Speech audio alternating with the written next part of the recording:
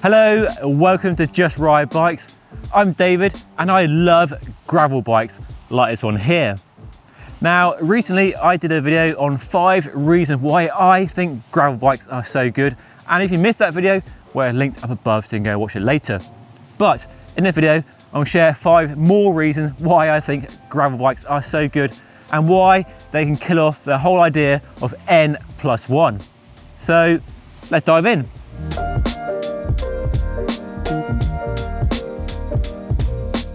The first reason why gravel bikes are so good is that you can use them as road bikes. Yes, they're great off-road in the woods and on gravel, but they're also right at home on the road. And much of that is down to a tyre choice. Yes, you can get really knobby tyres that are great in the woods and in the mud, but fit a fast rolling tyre, and these bikes are much slower than a road bike. This bike, for example, has a Pathfinder tyre with a very smooth central section, and that gives amazing speed and very low rolling resistance on the road. You can go even faster with an actual slick tyre, 28 to 32mm wide, and you have almost the same speed as you get on a road bike. But even these wide tyres with the right tread pattern are surprisingly fast on the road. And only if you're trying to keep up with your aero race mates on their speed machines at speeds in excess of 40 km/h will these tyres start to hold you back. But keep your speed low, 25 to 30k an hour, and these aren't much slower at all. So you can go just as fast on the road as you used to with your road bike, and then when you find the woods, you can go off-road as well. The other reason these bikes are so good on the road is the geometry. Modern gravel bikes like this one now have long wheelbases, low bottom brackets, and slack angles that give super stable handling off-road. So not twitchy like a race bike, but nice and laid back. And for many of us, that's the sort of handling we need and want. Great on fast descents and great on rough surfaces, whether gravel or dealing with potholes and rubbish road surfaces that many of us have to contend with.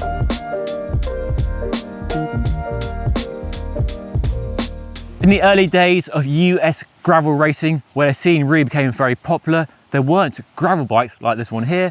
Instead, they used modified cyclocross bikes, road bikes designed for going off-road and racing on a purpose-built cyclocross course. And while gravel bikes like this one here have moved away from those cyclocross routes and the DNA, these bikes are still really good if you do want to dabble in the world of cyclocross racing. So you don't need a dedicated, pure cyclocross race bike. Use your gravel bike and give it a go. Many local leagues will let you turn up on a gravel bike, even with fat tyres, and let you get started with no issues at all. Only at the very top level of the sport does the UCI have a rule around the maximum tyre width, 33mm by the way. But beyond that, well down the local leagues, you'll be fine on a wide tyre. A 38, 40, 42, there won't be any issues with you racing a gravel bike with wide tyres on a cyclocross race course. And recently, here in the UK, I took part in a very local nighttime cyclocross race series on the south of Warbird, you might have seen on my channel, with a suspension fork and 40mm wide tyres, and took part in that race series just fine when I was surrounded by pure cyclocross race bikes with very narrow tyres and no suspension. And I did just fine. I got quite a few top 10s, so I had a lot of fun.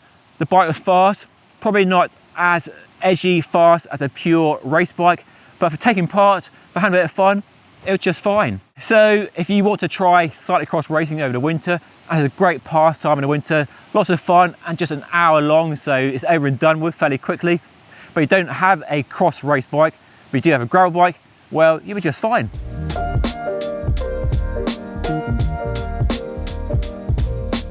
One of the big reasons gravel bikes have become so popular in recent years isn't for gravel racing, but for adventures, and particularly bikepacking adventures.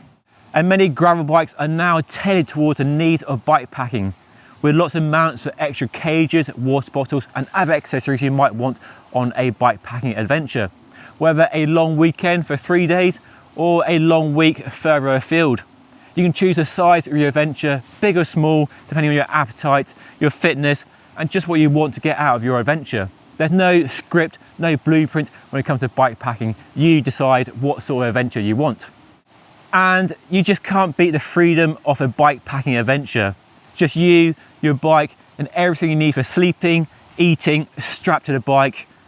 Just endless freedom to ride as far, as fast as you want, and then camp in the evening, whether in a ditch, in the woods, or taking the easy option, as I often prefer, a nice youth hostel or a B&B. And this year, I personally experienced the joy and the freedom of bikepacking myself. First, with the King Alfred's Way here in the south of England, a very popular route, and then further afield up in Scotland, where the mountains were big and the gravel was chunky. And there are now many very popular bikepacking routes around the world, with websites like Strava and Commute listing some of these bikepacking routes. So you can choose a route and then get your bike or your luggage and off you go. Very, very easy to get your own adventure started.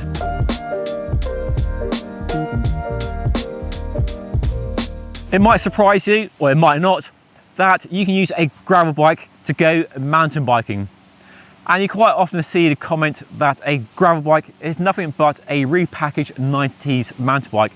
And in some ways that's true, because back in the 90s, I was there, I remember, there weren't man-made trails, there weren't bike parks or trail centres. You rode a mountain bike on the trails you had around you, bridleways, woodland trails, whatever you had on your doorstep. And for that sort of riding, that natural riding, these bikes are really, really well suited. While mountain bikes have got vastly superior in terms of technical ability, and they need really hardcore trails to really get the best out of them, these bikes are great on tamer mountain bike trails, where a mountain bike is now just overkill. And these bikes aren't just restricted to tame mountain bike trails, but also actual technical single track trails. And I regularly ride my gravel bike on mountain bike trails. The only limitation is on very steep stuff, but add a suspension fork, a dropper seat post, and some wide flared handlebars, and you'll be surprised just how capable these bikes are on mountain bike trails. The only limitation is really your bravery and level of fear for pushing a bike like this down trails where mountain bike might be the better choice. And we're now seeing quite a few gravel bikes and products that let you ride them on trails, mountain bike trails, where previously they might never have strayed.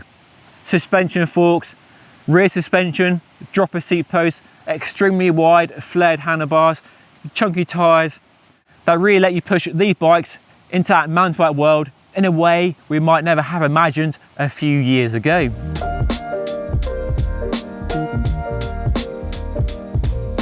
And gravel bikes are cheaper and will save you loads of money. Now, hear me out. I know this Specialized Crux isn't the best example to use, but how about this? Rather than spend your money on a road bike and then a mountain bike, instead put all that money into one really good, high level, high spec gravel bike, like this maybe, or a more affordable version. And get one really, really good bike that does everything really well, rather than two compromised bikes. You can try to split your budget over two different bikes. One bike that can do everything really well, as I mentioned earlier, and that whole concept really blows away the whole N+1 saying. Rather than buy more bikes, just buy one really good bike that can do everything really well. And if push came to shove and I had to choose one bike, just one bike I could keep and own forevermore, I would probably choose a gravel bike, because a gravel bike is a jack of all trades in the best possible way. You can do road, you can do mountain bike, you can do winter riding, do gravel, bikepacking adventure. It might not be the absolute best in each of the categories, road compared to an aero race bike, or mountain biking compared to a proper mountain bike, but it can do all those really well. And in that way, I think gravel bikes are great value for money, because they open up so much riding opportunities, from bikepacking to cyclocross and mountain bike, much more varied opportunities than a road bike or a cross bike. So, despite the massive price tag of this actual bike here, gravel bikes are actually cheaper than all other bikes available on the market. Okay, there we go, 5 reasons why I think gravel bikes are so good, and why you should consider one if you're in the market for a new bike next year.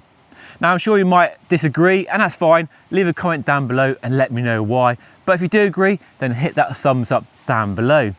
And if you missed that previous video on 5 reasons you need a gravel bike, then it's linked right up there, so you can go watch it now. And don't forget to subscribe by hitting this button down here. Okay, that's all for now. Thank you so much for watching. I'll see you all again very soon.